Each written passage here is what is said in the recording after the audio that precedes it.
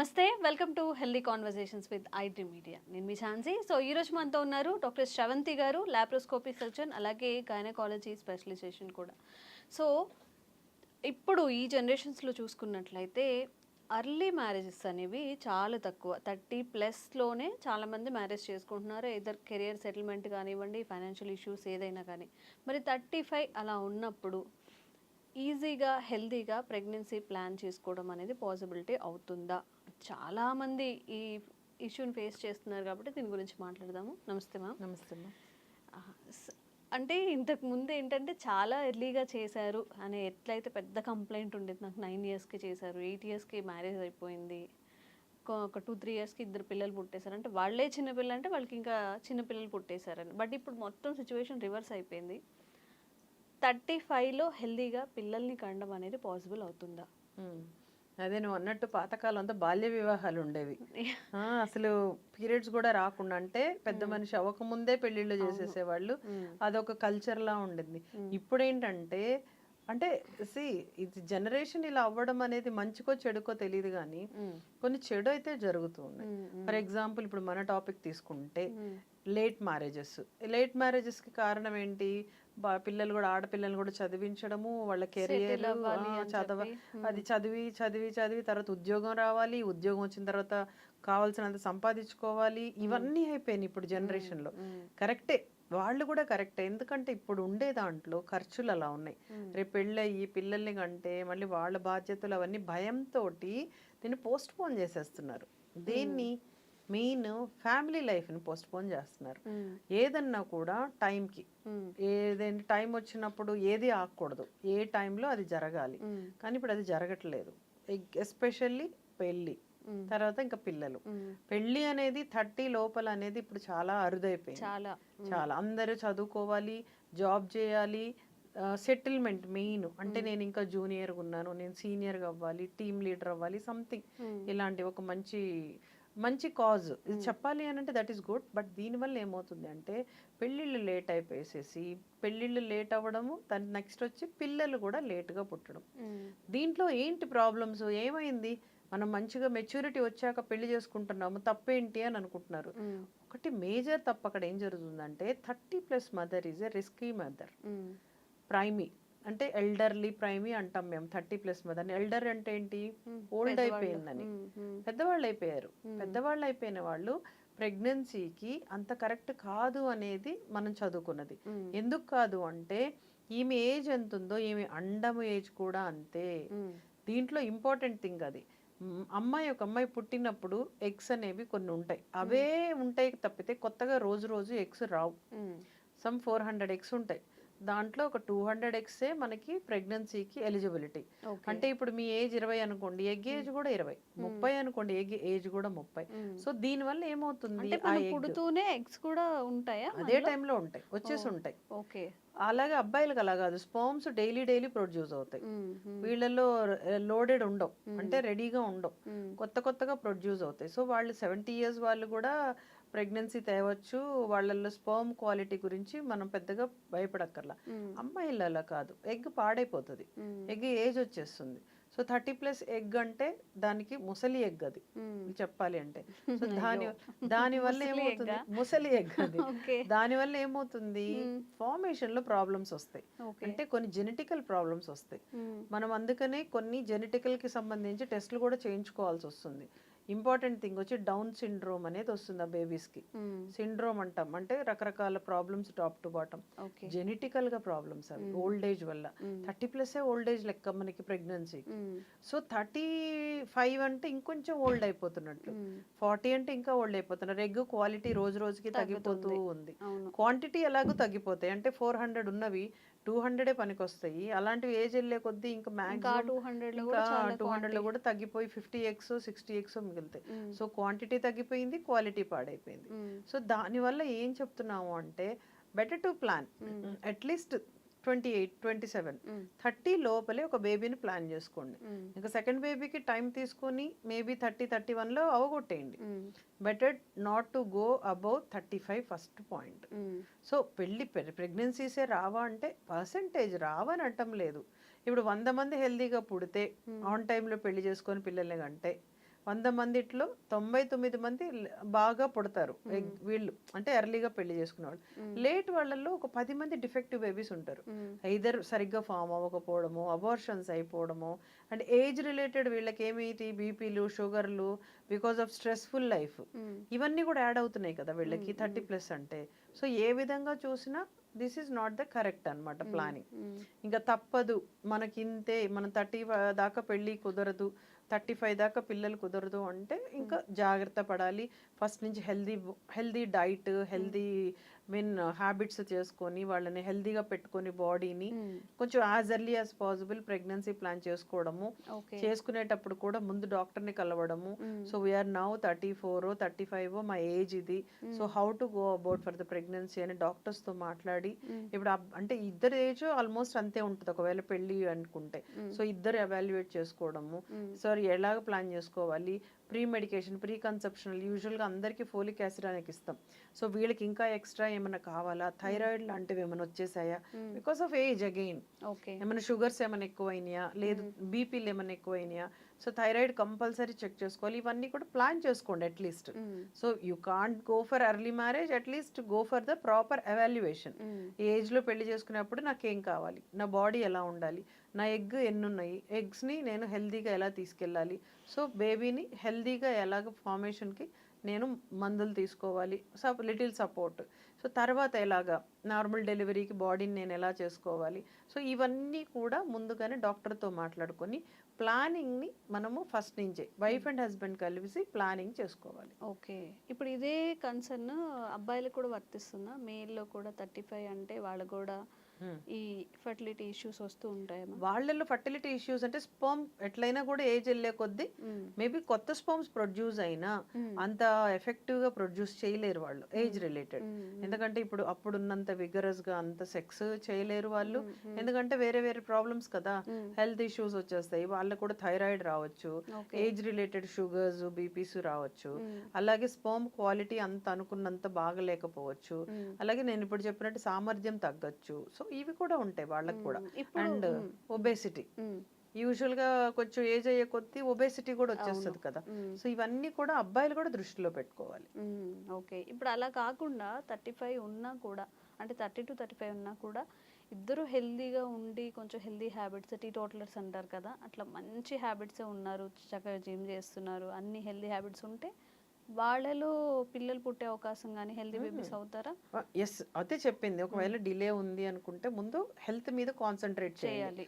At least pregnancy programme delay అవుతుంది అంటే at least health issues మీద కాన్సన్ట్రేట్ చేసి, ఒబేసిటీ లేకుండా, కోమార్బిడిటీస్ అంటాం ఇప్పుడు అన్నట్లు ఇవేమీ లేకుండా, ఈ అమ్మాయికి అయితే పీరియడ్ రెగ్యులర్గా ఉంచుకొని, అంటే ఒబేసిటీ అగైన్ దానివల్ల పీసీఓడీలు అని అవి డెవలప్ అవుతున్నాయి కదా.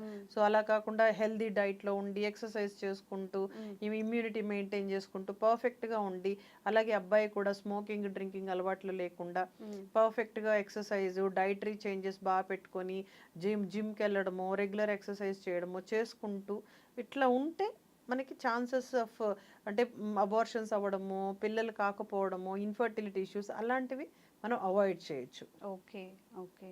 అండ్ చాలా వరకు ఇప్పుడు మానేశారు, బట్ ఈ మేనరికం రిలేటెడ్ ఇష్యూస్ ఉంటాయి కదా, దీనివల్ల కూడా ఇన్ఫర్టిలిటీ ఇష్యూస్ వచ్చే అవకాశం ఉంటుంది కదా. మరి మేనరికం వల్ల ఇన్ఫర్టిలిటీ కంటే అవయవ లోపాలు ఉండే పిల్లలు పుడతారు కాబట్టి, సో ప్రీ కన్సెప్షనల్ కౌన్సిలింగ్ అని మనం మేనరికం చేసుకోవాలి అని అనుకున్నప్పుడు ఇప్పుడు మళ్ళీ ఒకసారి మేము పిలిచి డాక్టర్స్ దగ్గరికి వెళ్ళి కౌన్సిలింగ్ తీసుకోవాలి.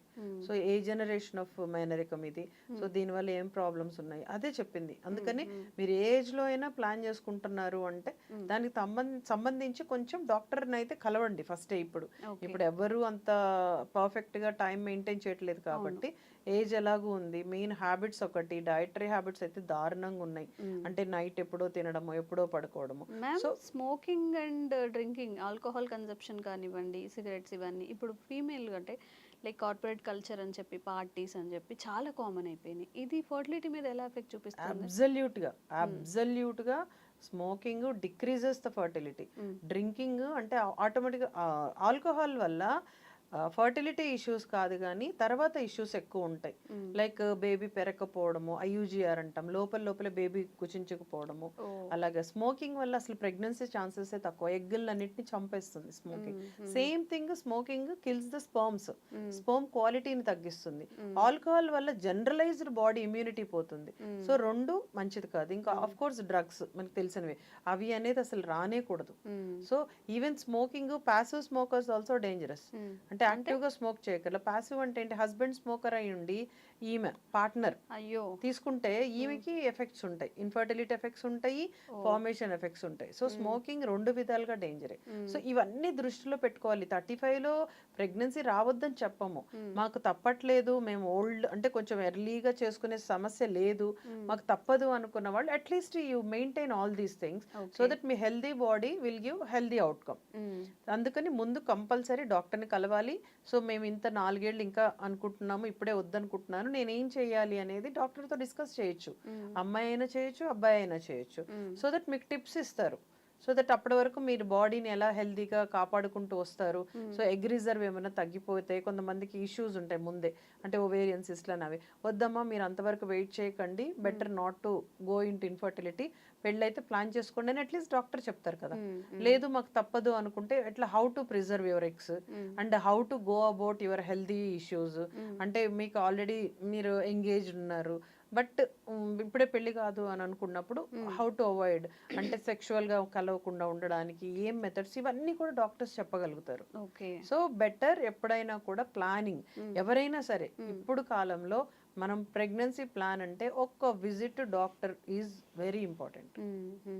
సో 35లో కూడా హ్యాపీగా ప్రెగ్నెన్సీ ప్లానింగ్ అనేది చేసుకోవచ్చు, ఎవరిని భయపెట్టడానికి కాదు. కాకపోతే మనం ఏం తింటున్నాము, మన లైఫ్ స్టైల్ ఏంటి, మనం హెల్దీగా ఉన్నామా లేదా, ఆ ఎగ్ క్వాలిటీ అలాగే మెన్లో ఉన్న స్పర్మ్ క్వాలిటీ కూడా అది డిసైడ్ చేస్తుంది. కాబట్టి ఈ విషయంలో కాషియస్గా ఉండండి. సో మన టెక్నాలజీ ఎంత ముందుకు వెళ్తున్నా కానీ ఇంకా కొన్ని విషయాలు చాలామందికి తెలియట్లేదు. మనకి బొడ్డు తాడు గురించి కొంత ఇన్ఫర్మేషన్ ఉంది, అది పిల్లలకి అనారోగ్య సమస్య నుంచి బయటపడేస్తుందని అలా మంచంకి కట్టేయడం, ఆ ట్రెడిషనల్ ప్రాక్టీసెస్ ఉన్నాయి. బట్ ఈ స్టెమ్ సెల్స్ బ్యాంకింగ్ అంటే ఏంటి, ఒక బేసిక్, దాన్ని నిజంగా రిజర్వ్ చేయడం వల్ల ఒక 10 years 20 years తర్వాత ఆ బేబీకి వచ్చే డిసీజెస్ తగ్గుతాయా, అంత ఎఫెక్టివ్గా పనిచేస్తుందా అనేది క్వశ్చన్. ఇప్పుడు స్టెమ్ సెల్ బ్యాంకింగ్ ఇది కూడా ఆల్మోస్ట్ ఒక 20 years నుంచి మేము చెప్పి అలసిపోయామని చెప్పాలి. బికాజ్ మనకి అడ్వాంటేజెస్ వచ్చేవి తొందరగా బయటికి వెళ్ళవు, అదే బాధ మనకి. అంటే మంచి చెప్తుంటే దాంట్లో 100 క్వశ్చన్లే ఉంటాయి వాళ్ళకి, అంటే భయపడిపోతారు జనరల్ పాపులేషన్. వాళ్ళకి నాలెడ్జ్ అంత ఉండదు. అండ్ ప్రతిదీ డబ్బుతో ముడిపెట్టుకున్నది. ఫస్ట్ ఆఫ్ ఆల్ డబ్బుతో ముడిపెట్టుకున్నవి ఎప్పుడు కూడా ఎందుకులే, ఇప్పుడు మనకు అంత అర్జెంట్ ఏముంది, ఇది లేకుండా జరగలేదా ఇన్నేళ్ళు అనుకుంటారు. బట్ మనకి కొత్త వచ్చినప్పుడు కంపల్సరీ, ఇప్పుడు మొబైల్ ఎందుకు తీసుకుంటున్నాం, ల్యాండ్ ఫోన్ లో ఎందుకు ఆగిపోలేదు, అడ్వాంటేజెస్ వస్తే మనం మనల్ని అప్డేట్ చేసుకోవాలి. దాంట్లోనే వన్ ఆఫ్ ద చాలా చాలా beneficiaries the stem cells. Stem cells అంటే మూల కణాలు. మూల కణాలు అంటే ఏంటి అంటే వాటి వల్ల అడ్వాంటేజెస్ ఏంటి అనేది ప్రతి ఒక్కళ్ళు తెలుసుకోవాలి. మీరు చేసినా చేయకపోయినా, అంటే బ్యాంకింగ్ ప్రిజర్వేషన్ చేసినా చేయకపోయినా ఫస్ట్ అది తెలుసుకోండి. బొడ్డు తాడు అనేది తెలుసు, అంటే అంబెలికల్ కార్డ్లో ఉండే బ్లడ్లోంచి ఈ స్టెమ్ సెల్స్ అనేవి తీస్తాం. మూల కణాలు ఉంటాయి వాటిల్లో, అంటే వాటి నుంచి మనము చాలా అడ్వాంటేజెస్ పొందొచ్చు. ఎప్పుడు తీస్తాము అనంటే బేబీ డెలివరీ అవ్వంగానే ఈ ప్లసెంటా మదర్ నుంచి సపరేట్ అవ్వాలి, మదర్ యొక్క గర్భసంచి నుంచి. ఆ సపరేట్ అయ్యే లోపలే దానిలోంచి ఆ బొడ్డు తాడులోంచి వచ్చే రక్తాన్ని కలెక్ట్ చేస్తాము. దానికంటూ సపరేట్గా ఒక నీడిల్, దానికి సంబంధించి ఒక లైన్ ఉండి ఒక బ్యాగ్లోకి కలెక్ట్ అవుతుంది ఆ బ్లడ్. సో ఇమ్మీడియట్గా ఒక్కసారి సపరేట్ అయిపోయిందంటే ఆ బ్లడ్ కలెక్ట్ చేయలేం. సో ఇమ్మీడియట్గా ముందే మాట్లాడేసుకొని ఆ స్పర్మ్ బ్యాంకింగ్, అదే మీన్ స్టెమ్ సెల్ బ్యాంకింగ్ వాళ్ళు ఉంటారు, వాళ్ళు వచ్చి మనతో ఓటీలో ఉంటారు మనతో పాటు, ఆర్ డెలివరీ ఏరియాలో ఉంటారు. నార్మల్ డెలివరీ అంటే లేబర్ రూమ్లో ఉండాలి మనతో పాటు. వన్స్ బేబీ డెలివరీ అయితే ప్లసెంటా తొందరగా సపరేట్ అయిపోతుంది, ఇంకా మనకి దొరకదు. సో ఇమ్మీడియట్గా సపరేట్ కాక ముందే బేబీని సపరేట్ చేసి ఫస్ట్ మేము చేసేది ఆ బ్లడ్ని కలెక్ట్ చేసి ఇస్తాం. అది అసలు ఎలా దాన్ని అంటే అట్లా పట్టాలి, ఫస్ట్ ఆఫ్ ఆల్ ఆ బ్లడ్ని ఎలా తెచ్చుకోవాలి అనేది. సో దీని తర్వాత ఏం ప్రక్రియ, దీంట్లోంచి సపరేట్ చేస్తారు, స్టెమ్ సెల్స్ని సపరేట్ చేస్తారు బ్లడ్లోంచి. సపరేట్ చేసి దానికంటే ఒక ప్రిజర్వేటివ్ మీడియా అని ఉంటుంది, దాంతో దాన్ని ప్రిజర్వ్ చేస్తారు. సేమ్ థింగ్ దీని స్టెమ్ సెల్స్ని కొన్ని వందల ఏళ్ళు కూడా మనం ప్రిజర్వ్ చేసుకోవచ్చు. కాకపోతే దీనికి మళ్ళీ రెన్యువల్ అంటాం, అంటే డబ్బులు కట్టుకుంటూ ఉండాలి. అసలు ఎందుకు ఈ మూలకణాలు మనకి ఎందుకు, ఏ విధంగా ఉపయోగపడతాయి? ఈ మూలకణాలతోటి మనము చాలా రకాల ఆరోగ్య సమస్యలని, అంటే ఫ్యూచర్లో వచ్చే ఆరోగ్య సమస్యలని తీర్చుకోవచ్చు. ఎవరు తీర్చుకోవచ్చు? ఈ బేబీకి తీర్చుకోవచ్చు, అలాగే ఈ బేబీ యొక్క సిబ్లింగ్స్, అంటే అక్క చెల్లెళ్ళు, అన్న తమ్ముళ్ళు, అలాగే పేరెంట్స్ కూడా ఉపయోగపడతాయి ఇవి. అన్ని రకరకాల చాలా రకాల డిసీజెస్ని మనము దీని నుంచి చాలా, అంటే ఇప్పుడైతే మనకు ఆశ్చర్యం వేస్తుంది, ఇదేంటిది దీంతో ఇంత మిరకిల్గా ఈవిడ రికవర్ అయ్యారా అని నేను చూశాను. నేను ఫస్ట్ కేసు చూసినప్పుడు నిజంగానే మిరకిల్ అనిపించింది నాకు. ఆమె ఇంకా చనిపోద్ది అని అంతా డిక్లేర్ చేసిన ఆమెకి దీనితోటి వైద్యం చేశాక ఆమె ఇప్పటికి కూడా బ్రతికే. అంటే ఇప్పుడు ఆవిడకి సెల్ఫ్ గా కూడా అది యూజ్ అవుతుంది, అదే పిల్లల కోసం కాదు. ఆవిడ ఇప్పుడు ఆ బేబీకి ఉపయోగపడుతుంది, ఈ బేబీ యొక్క సిబ్లింగ్స్ అంటే జెనెటికల్ గా ఎవరైతే డిఎన్ఏ ఉన్నారో వాళ్ళందరికీ ఉపయోగపడుతున్నాయి. సో అంత మంచి వైద్యం అంటే అసలు నిజంగానే అది మిరకిల్ కదా. అంటే అది రివర్సల్, అంటే చనిపోతారు అనుకున్న వాళ్ళు మళ్ళీ బ్రతకగలిగారు దీనితోటి. అంటే మరి వీటిల్లో ఇవి సంజీవని టైపే, మాకైతే it is equal to Sanjeevani అంటాం. అంటే చనిపోయే వాళ్ళని బ్రతికించే అంత గొప్ప ఫలితాలు ఉన్నాయి స్టెమ్ సెల్స్ తోటి. సో స్టెమ్ సెల్స్ అనేవి ఒక మూలకణాలు అంటే ఏంటి? రూట్స్ నుంచి వచ్చే కణాలు. వాటితోటి కొన్ని నెంబర్ ఆఫ్ డిసీజెస్, జెనెటికల్గా వచ్చే డిసీజెస్ని చాలా వాటిని మనం ట్రీట్ చేసుకోవచ్చు. ఈ స్టెమ్ సెల్స్ని ఎంతవరకు ప్రిజర్వ్ చేయగలము? ఒకవేళ ఒక 20 years 30 years ప్రిజర్వ్ చేయాలంటే ఎంత ఖర్చు అవుతుంది మ్యామ్ ఇది? ఖర్చు మాత్రం అప్పుడు ఫస్ట్లో అయితే వేలల్లో ఉండేది, 30,000 అట్లా ఉండేది. ఇప్పుడు ఆ 8,000కి 7,000కే మంచిగా స్టెమ్ సెల్ ప్రిజర్వేషన్ వచ్చేస్తుంది. అట్లా అంటే పర్ ఇయర్ 8,000 ఇయర్ని బట్టి ఇయర్లీ వాళ్ళు రెన్యువల్ చేసుకుంటూ ఉంటారు. అట్లా ఫస్ట్ తీసుకున్నప్పుడు ఒక అమౌంట్ ఇవ్వాలి, రెన్యువల్ అమౌంట్ తగ్గుతూ వస్తూ ఉంటుంది.